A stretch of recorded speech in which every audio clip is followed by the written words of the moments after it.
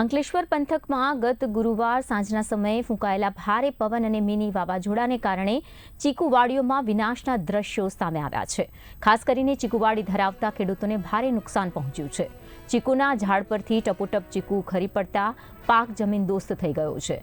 અચાનક આવેલા પવનને કારણે ચીકુના પાકને 80% જેટલું નુકસાન પહોંચ્યું છે। ચાલુ વર્ષે ચીકુનો મબલખ પાક થયો હતો અને સારી આવકની પણ આશા હતી, પરંતુ કુદરતના કહેરને કારણે ખેડૂતોની આશાઓ પર પાણી ફરી વળ્યું છે।